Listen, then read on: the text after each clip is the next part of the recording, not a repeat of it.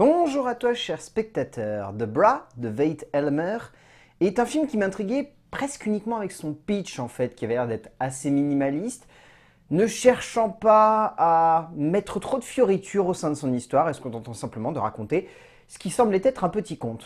Et parfois, c'est tout ce qui me suffit pour avoir envie de voir un film dans une salle de cinéma. Avec plein d'autres choses bien sûr, mais là dans ce genre de cas, le fait que ça soit simple, c'est ça qui me donne envie. Le résumé pour faire simple, un chauffeur de train est sur le point de prendre sa retraite. Il a ses petites habitudes, ses trajets et ses instants de vie qu'il savoure. Mais un jour, lorsqu'un soutien-gorge s'accroche sur son train, il va se mettre en quête de sa propriétaire. C'est un joli petit film.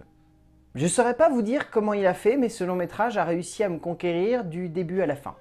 À aucun moment j'ai eu la sensation qu'il y avait des choses en trop, je trouve que ça se tient parce que c'est très court, ça dure 1h30, c'est très simple, mais vraiment simple, c'est-à-dire que pour vous donner un ordre d'idée, je pense que il n'y a que des onomatopées qui sont prononcées dans ce film. À aucun moment un personnage ne dit un mot concret. Et ça m'a subjugué. C'est ça en fait qui a fait que je me suis senti totalement investi et passionné par ce film. C'est qu'à aucun moment j'ai eu la sensation qu'il y avait quelque chose qui faisait de trop. Parce qu'il n'y avait pas grand chose au sein de ce film.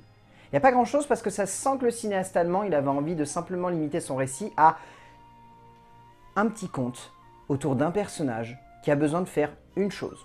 Et ici, c'est celle d'un ancien cheminot qui va trouver un soutien-gorge et qui va chercher sa propriétaire. C'est quelque chose qui peut sembler très loufoque, mais par beaucoup d'aspects, ça m'a rappelé le cinéma d'Emir Kusturica, cette idée et ce besoin de raconter une histoire simple avec une galerie de personnages très fantasques, sans pour autant perdre de vue l'idée qu'il y a un récit, une ligne directrice, un point A et un point B à atteindre, et qu'au milieu de tout cela, il va falloir mettre des éléments pour dynamiser le récit. Et c'est tout ce qui fait la force du film de Elmer.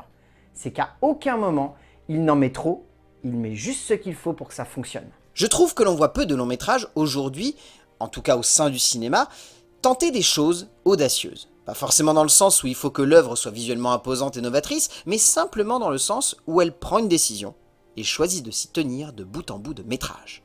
Veit Elmer décide de nous entraîner dans un film où le dialogue n'a aucune importance, où l'idée même de communiquer doit se faire uniquement et simplement par le biais du langage du cinéma. Et si l'on pourra facilement admettre que le parti pris peut sonner comme difficile d'accès, et parfois même carrément improbable, l'idée se tient. Et bien plus encore, le film qui en découle est tout simplement beau et émouvant, et c'est parfois tout ce que l'on demande à une œuvre de cinéma. En termes d'écriture, c'est écrit par Leonie Gesinger ainsi que donc Veit Elmer, et on sent que dans cette écriture, le but premier, bien au-delà du fait de ne pas écrire de dialogue, ce qui semble être une ligne directrice assez étonnante mais finalement très logique lorsqu'on voit la manière avec laquelle l'histoire est construite, c'est avant tout de développer un conte. Et au sein d'un conte, qu'est-ce qu'il doit y avoir? Il doit y avoir un personnage principal, il doit y avoir quelqu'un qui va lui filer un coup de main, un acolyte, il doit y avoir un antagoniste ou une situation qui va amener un antagoniste, et il doit y avoir une quête. Ici, cette quête, elle peut sembler complètement folle, cette idée qu'un ancien cheminot qui a retrouvé un soir un soutien-gorge sur le devant de son train, après une retraite, décide de partir en vadrouille dans un petit village, de retrouver la personne à qui appartient ce soutien-gorge. Dans le genre pété, je crois que j'ai rarement vu une histoire aussi pétée.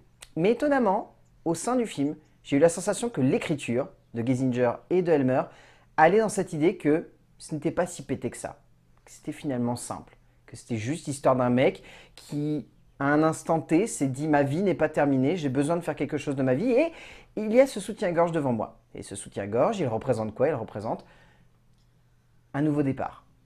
Et je pense que c'est le sujet central de cette écriture, c'est finalement de parler de ce besoin, lorsqu'on arrive à la fin d'une étape de notre vie, de trouver quelque chose d'autre. Et certains y trouvent une passion, certains trouvent un moyen de combler ça, certains se remettent à travailler, et d'autres se contentent de ramener un soutien-gorge à son propriétaire.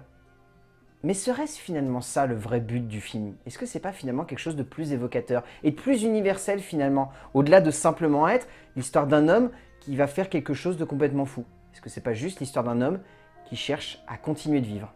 Elmer et Gesinger avaient envie, et cela se ressent dès le début de ce métrage surprenant et délirant, de créer une écriture qui joue avec l'idée même de cinéma, de comment communiquer aujourd'hui lorsque les mots ne sont plus suffisants pour transmettre tout ce que l'on ressent et espère de notre entourage.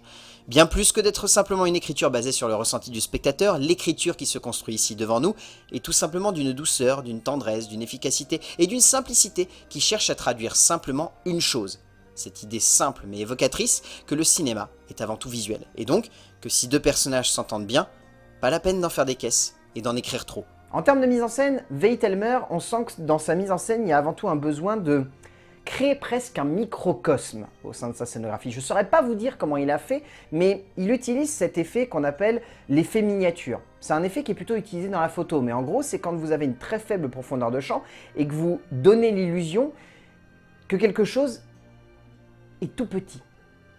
C'est un effet qui, par exemple, est utilisé lorsqu'on fait du modélisme ou qui est très bien utilisé, par exemple, par Tim Burton dans l'ouverture de Beetlejuice, pour vous donner un ordre d'idée clair. C'est-à-dire qu'on va mettre une très faible profondeur de champ pour donner la sensation que tout est petit, que tout fait partie d'un tout petit monde.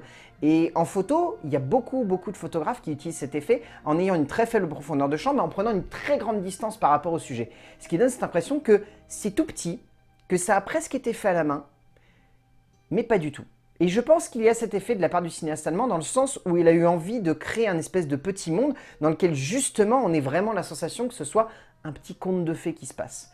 Et je trouve que la mise en scène est très belle par le biais de ça, même si derrière elle s'enferme un petit peu dans des effets qui vont tellement dans cette idée-là que par moments ça n'a plus vraiment de sens. Je pense notamment à une séquence où le personnage principal se fait cogner par d'autres hommes, où là l'effet il est plus si intéressant que ça. Il n'a plus forcément de logique, il n'a plus forcément d'intérêt, et à ce moment-là on peut le remettre en cause. Mais par le biais d'effets de montage, d'une certaine rythmique, d'un très joli jeu avec la comédie, très subtil, qui ne veut pas en faire trop et qui se contente simplement d'amener des situations de manière décalée, un petit peu loufoque, je trouve qu'au final, Elmer, il arrive à faire en sorte que son film soit beau uniquement par le biais de ça.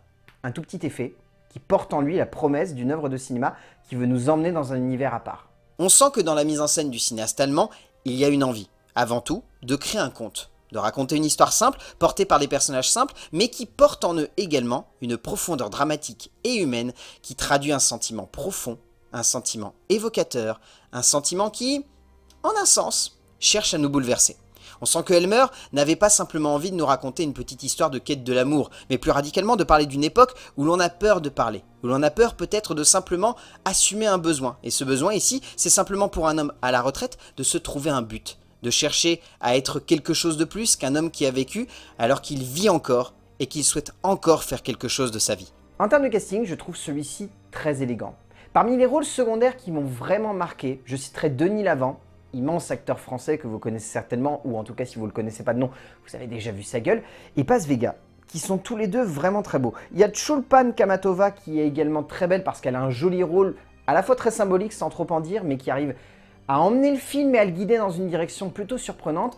Mais évidemment, ce long métrage vaut le coup quasiment uniquement pour l'acteur principal, parce que lui, bien au-delà d'être touchant, je trouve qu'il est extrêmement attachant. Miki Manojlovic est tout simplement fou. Je trouve cet acteur miraculeux, talentueux comme c'est pas permis et d'une beauté absolument dingue qui nous emporte du début à la fin du métrage.